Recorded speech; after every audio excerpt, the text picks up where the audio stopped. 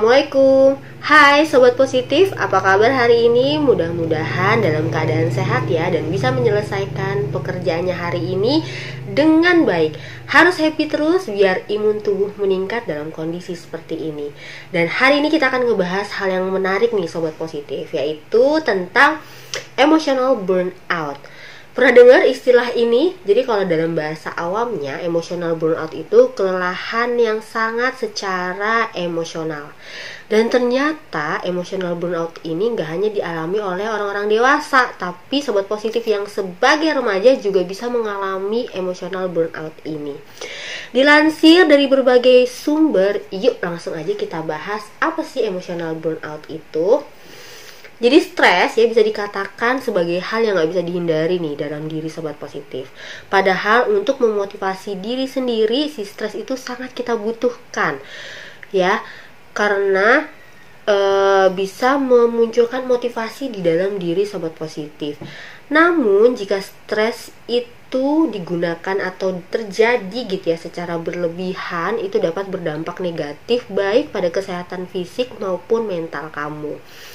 Nah, kalau kamu pernah mengalami hal ini, bisa jadi menandakan bahwa kamu sedang mengalami yang namanya emotional burnout loh Sobat Positif.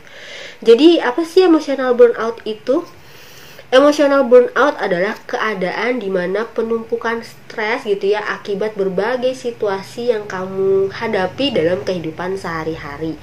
Ya, mungkin terkait dengan pekerjaan, tugas sekolah, tugas kuliah, kemudian juga tugas di rumah ya sebagai anak dan sebagainya.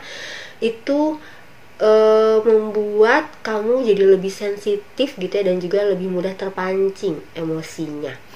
Nah, ketika kamu sedang mengalami emotional burnout, biasanya kamu akan merasa tidak memiliki energi untuk melakukan sesuatu ya. Kamu juga jadi nggak tertarik gitu ya untuk melakukan atau menyelesaikan tugas, termasuk juga berinteraksi dengan orang lain. Nah, hal ini karena akumulasi stres yang menumpuk sehari-harinya sehingga membuat kamu lelah secara mental.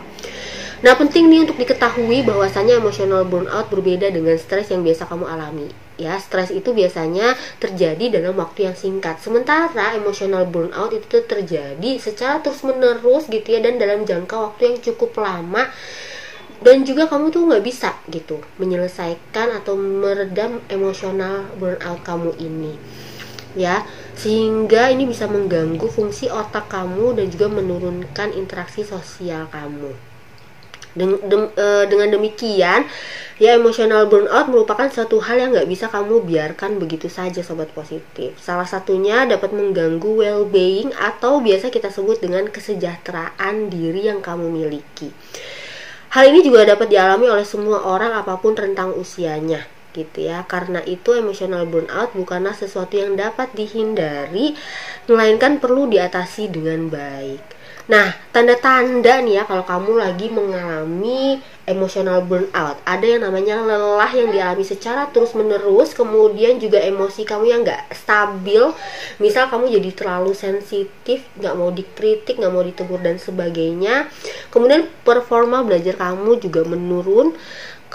Yang keempat juga menurunnya interaksi sosial. Kemudian yang kelima, kehilangan harapan dalam mencapai suatu hal gitu, seolah-olah harapan kamu menghilang, jadi kayaknya nggak mungkin itu bisa saya capai gitu ya. Kemudian yang keenam, tuntutan dari orang-orang sekeliling kamu yang nggak bisa kamu selesaikan satu persatu, yang membuat kamu jadinya minder gitu.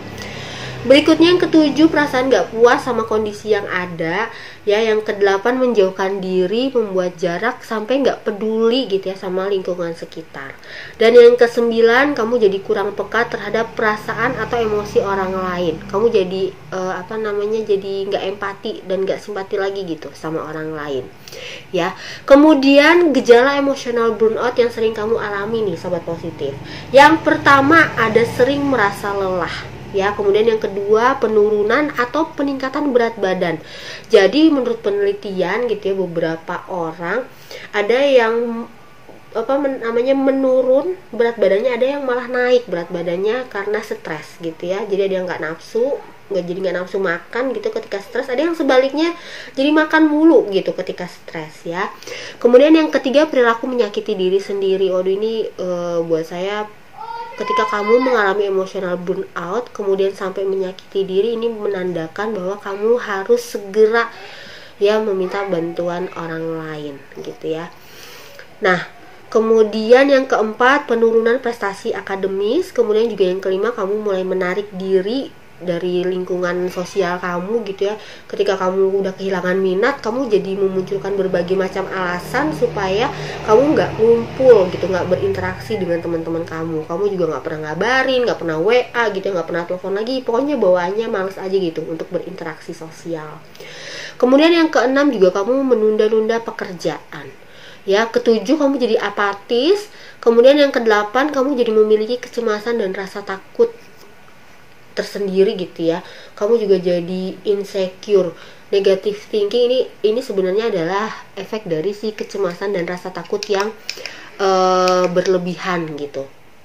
Kemudian yang kesembilan, jadi kesulitan berkonsentrasi ya.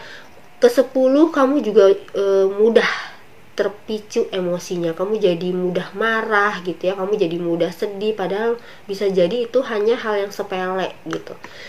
Lantas apa yang bisa kamu lakukan untuk mereduce atau mengatasi si emotional burnout ini? Yang pertama, kamu harus menerima keadaan yang sebenarnya ya. Jadi emotional burnout ini kamu nggak bisa menghindari, sebaliknya kamu harus segera mengatasi emotional burnout ini, apalagi kalau sudah terjadi secara terus menerus gitu ya. Kemudian yang kedua, identifikasi apa aja penyebabnya. Apakah itu karena tugas yang menumpuk gitu ya, atau karena omelan orang tua, atau teguran dari guru dan sebagainya. Kamu identifikasi gitu. Tujuannya adalah agar kamu dapat mencari langkah yang tepat untuk menghadapi hal tersebut. Kamu juga bisa mencari solusi gitu ya untuk menyelesaikan masalah yang sedang kamu hadapi. Jadi jangan didiemin aja ya sobat positif. Kemudian juga yang ketiga, mengurangi aktivitas. Ternyata aktivitas yang kamu jalanin itu saking banyaknya gitu, itu bisa mengakibatkan kamu kelelahan baik secara physically maupun juga mentally.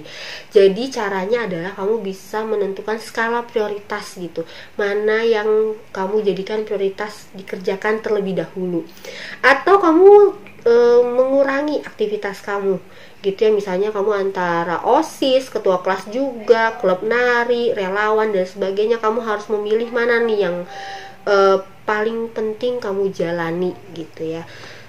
Nah, kemudian yang keempat, mulai pola hidup sehat. Kamu harus sudah mulai gitu ya pola hidup sehat, apalagi dalam keadaan pandemi gini. Ini juga bagian dari menjaga kesehatan tubuh kamu ya. Salah satunya sih buat saya adalah tidur nih. Pola tidur kalian kan pasti berubah selama pandemi. Mungkin yang biasanya tidur jam 9 malam gitu ya, sekarang berubah jadi jam 10, jam 12, bahkan ada yang sampai jam 2 malam gitu.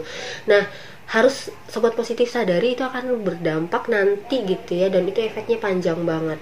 Salah satunya yaitu tadi, kehilangan konsentrasi. Maka mulailah mengubah gitu ya pola tidur kalian, balik lagi gitu, back to normal. Kalau misalnya tadinya kamu bangun jam 9 terus tidurnya jam 9 kemudian bangunnya jam 5 subuh misalnya, nah itu kamu usahakan lakukan lagi gitu ya.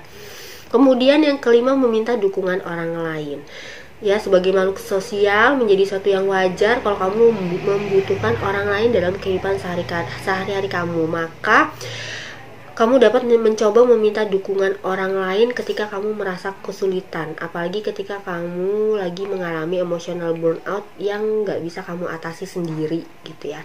Nah sobat positif ya, ingat banget bahwasanya emotional burnout bukanlah suatu aib yang harus kamu tutupi gitu ya. Hal ini merupakan suatu yang normal bagi kamu yang saat ini lagi merasakannya. Maka dari itu cobalah jujur sama diri sendiri mengenai apa yang kamu rasakan. Kalau terasa sulit gitu ya, bahkan mengganggu kehidupan sehari-hari kamu, maka kamu jangan ragu untuk meminta bantuan orang lain. Bisa dengan orang tua ya, orang terdekat, teman dekat kamu, atau guru BK, wali kelas, siapapun yang bisa kamu percaya bisa membantu kamu mengurangi atau mengatasi emosional burnout kamu. Jadi jangan didiemin aja ya. Gimana sobat positif, paparan saya jelaskan ya. Mudah-mudahan sharing kita kali ini ya bisa bermanfaat dan membantu kamu, terutama nih buat sobat positif yang kali aja sekarang lagi mengalami emotional burnout. Next episode kita ngomongin apa lagi ya? Pokoknya next episode bakal tetap ngomongin hal-hal seru yang menyangkut diri kamu. Stay tune terus di podcast on YouTube-nya Diri.Positif. Jangan pernah bosen ya liatin saya gitu di podcast on YouTube. Dan satu lagi, jangan lupa jaga kesehatan, selalu tegakkan prokes dimanapun dan kemanapun sobat positif berada. Karena gak hanya mentally, secara physically juga kamu harus jaga nih sobat positif ya. Saya akhiri, stay happy, stay positif. Wassalamualaikum warahmatullahi wabarakatuh. Bye di next episode sobat positif semua.